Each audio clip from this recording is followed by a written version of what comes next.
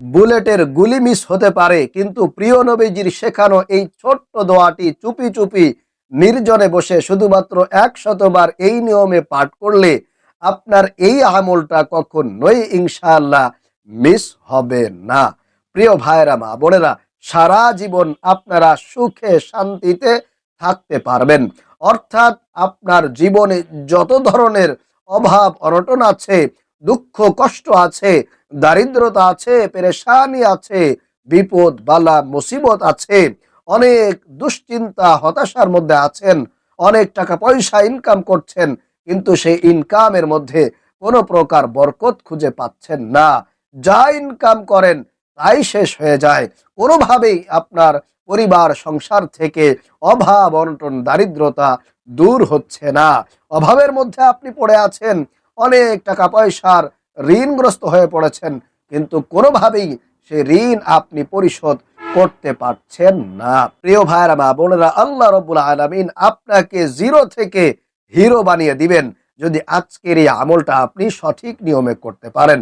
আপনি কল্পনাও করতে পারবেন না আল্লাহ রাব্বুল আলামিন আপনাকে কিভাবে কোত্থেকে অলৌকিকভাবে গায়েবী সাহায্যের মাধ্যমে আপনার অভাব অনটন দূর করবেন, আপনার দারিদ্রতা দূর করবেন, ইনকামের বরকত দিবেন। আল্লাহ রাব্বুল আলামিন আপনার কামাই রুজিতে আল্লাহ রাব্বুল আলামিন ভরপুর বারাকা দান করে আপনাকে ধনী পর্যন্ত বানিয়ে দিতে পারে ইনশাআল্লাহ। প্রিয় ভাইরা, মা বোনেরা, এজন্য আমি আপনাদেরকে বলবো, অবশ্যই ধৈর্য ধরে আজকের এই ছোট্ট দোয়াটি, প্রিয় নবীজির শেখানো এই ছোট্ট দোয়াটি আপনারা শুধুমাত্র 100 বার একটি নিয়মে পড়বেন। ইনশাআল্লাহ কপাল খুলে যাবে, ভাগ্য পরিবর্তন হবে, আল্লাহর কাছে আপনি যা চাইবেন আল্লাহ রাব্বুল আলামিন আপনাকে তাই দিয়ে সন্তুষ্ট করে দিবেন ইনশাআল্লাহ তাআলা। প্রিয় ভাইয়েরা, মা বোনেরা, আমি আপনাদেরকে আমলটি খুবই সংক্ষেপে বলে দিব। অনেকে আছে এই আমলের ভিডিওগুলোই 15-20 মিনিট, 30 মিনিট, 40 মিনিট পর্যন্ত লম্বা করে, কিন্তু আমরা আপনাদের সময়ের দিকে লক্ষ্য রেখে সব সময় ভিডিওগুলো সংক্ষিপ্ত করার চেষ্টা করি। তবে যেই কথাগুলো না বললেই নয়, সেই কথাগুলো বলতে তো হবে ইনশাআল্লাহ। তাহলে প্রিয় ভাইয়েরা, মা বোনেরা, আল্লাহ পাক রব্বুল আলামিন আপনাকে চমকায় দিবেন যদি আজকের এই দোয়াটির আমল আপনি করতে পারেন। আমি আপনাদেরকে বলবো, অনেক সময় তো এদিক সেদিক নষ্ট করেছেন, একটু ধৈর্য ধরে আজকের এই শক্তিশালী শ্রেষ্ঠ কার্যকরী আমলটা আপনারা শিখে যদি করতে পারেন, বেশি দিন যাবে না, অল্প দিনের মধ্যেই আপনি এর ফলাফল, এর কার্যকরী ক্ষমতা দেখতে পারবেন ইনশাআল্লাহ। আপনার নিজের জীবনে আপনি অনুধাবন করতে পারবেন। প্রিয় ভাইয়েরা, মা বোনেরা, আল্লাহ ও তার রাসূলের কথা কখনোই মিথ্যা হতে পারে না। আসমান এবং জমিন ধ্বংস হয়ে যেতে পারে, ধূলিসাৎ হয়ে যেতে পারে, কিন্তু আল্লাহ ও তার রাসূলের কথা কখনো বিন্দু মাত্র মিথ্যা হয় না। আল্লাহ রসুল সাল্লাল্লাহু আলাইহি ওয়াসাল্লাম ওয়াদা করে বলেছেন, বান্দা যেই আমল করুক না কেন, যেই দোয়া করুক না কেন, দুনিয়াতে সেটা কবুল না হলেও পরকালে বান্দা এর কল্যাণ পাবে। সুবহানাল্লাহ, আল্লাহু আকবার। সুতরাং আমল কখনো বিফলে যেতে পারে না, বিফলে যায়ও না। এজন্য অবশ্যই ধৈর্য ধরে আমলটি করতে হবে। যদি চান যে আল্লাহ আমার অভাব দূর করে দিক, আল্লাহ আমার সকল হাজত গায়বী ভাবে কুদরতি ভাবে পূরণ করে দিক, তাহলে অবশ্যই আজকের এই আমলের ভিডিওটি আপনাকে সম্পূর্ণ মনোযোগ সহকারে দেখতে হবে, শুনতে হবে। তাহলে প্রিয় ভাইয়েরা, বা বোনেরা, এই আমলটি করার জন্য প্রথমে আমাদেরকে ওযু করে পবিত্রতা অর্জন করে নিতে হবে। আপনি প্রথমে ওযু করবেন বিসমিল্লাহ সহকারে। বিসমিল্লাহ সহকারে ওযু করলে ওই ওযুটা পরিপূর্ণ হয়, ওই ওযুর মধ্যে বারাকা থাকে, ওই ওযুর মধ্যে রহমত থাকে। কিন্তু আপনি যদি তাড়াহুড়ো করে ওযু করেন বিসমিল্লাহ ছাড়া, তাহলে কিন্তু ওই ওযুর মধ্যে কোনো প্রকার বরকত থাকবে না, ওই ওযুটা অসম্পূর্ণ হয়ে যাবে। এজন্য প্রিয় ভাইরা, মা বোনেরা, অবশ্যই বিসমিল্লাহ সহকারে সুন্দর করে আপনারা ওযু করে নেবেন।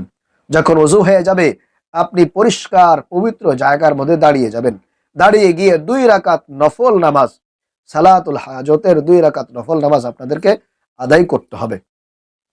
আপনারা দাঁড়িয়ে গিয়ে মনে মনে নিয়ত করবেন যে আমি কিবলামুখী হয়ে 2 রাকাত সালাতুল হাজতের নফল নামাজ আদায় করছি। আল্লাহু আকবার, আল্লাহু আকবার বলে হাত বেঁধে নেবেন। বাধা হয়ে গেলে এরপরে আপনি আউযু বিল্লাহ বিসমিল্লাহ পড়বেন, এরপরে সানা পড়ে সূরাতুল ফাতিহা পড়ে অন্য আরো যে কোনো একটি সূরা মিলাবেন। এইভাবে করে 2 রাকাতে 2টি সূরা মিলিয়ে আপনি 2 দিকে সালাম ফিরিয়ে জায়নামাজের মধ্যে বসে যাবেন। বসার পরে প্রিয় ভাইয়েরা মা বোনেরা, 1 নম্বরে আপনাদেরকে 3 বার ইস্তেগফার পাঠ করতে হবে। নিজের গুনাহগুলো ক্ষমা করানোর জন্য, আল্লাহর কাছে মাফ চাওয়ার জন্য আপনাদেরকে 3 বার ইস্তেগফার পাঠ করতে হবে। এইভাবে পড়বেন, আস্তাগফিরুল্লাহ ওয়া আতুবু ইলাইহি, আস্তাগফিরুল্লাহ ওয়া আতুবু ইলাইহি, আস্তাগফিরুল্লাহ ওয়া আতুবু ইলাইহি, আস্তাগফিরুল্লাহ ওয়া আতুবু ইলাইহি। মনে মনে নিজের গুনাহের কথা স্মরণ করবেন, অনুতপ্ত হবেন, লজ্জিত হবেন, আল্লাহর কাছে ওয়াদাবদ্ধ হবেন যে আল্লাহ তুমি আমাকে ক্ষমা করে দাও, মাফ করে দাও।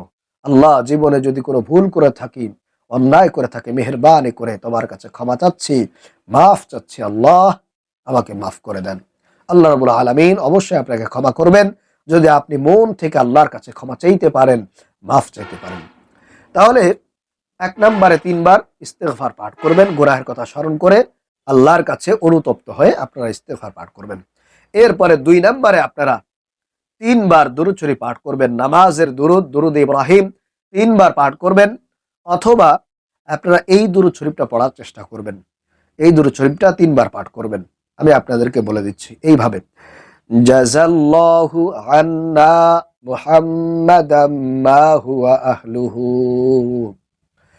জাযাল্লাহু আন্না মুহাম্মাদাম মা হুয়া আহলুহু, জাযাল্লাহু আন্না মুহাম্মাদাম মা হুয়া আহলুহু, জাযাল্লাহু আন্না মুহাম্মাদাম মা হুয়া আহলুহু, জাযাল্লাহু আন্না মুহাম্মাদাম মা হুয়া আহলুহু।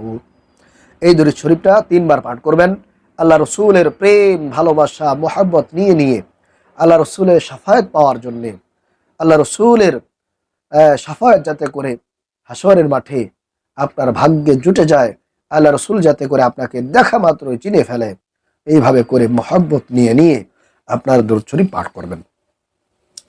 এরপরে আপনারা 4 নম্বরে তিরমিজি শরীফে বর্ণিত এই দোয়াটি 100 বার পাঠ করবেন এইভাবে, আল্লাহুম্মা জাআলনি রাদিয়াম মারদিয়া, আল্লাহুম্মা জাআলনি রাদিয়াম মারদিয়া, আল্লাহুম্মা জাআলনি রাদিয়াম মারদিয়া, আল্লাহুম্মা জাআলনি রাদিয়াম মারদিয়া, রাদিয়াম মারদিয়া, মারদিয়া।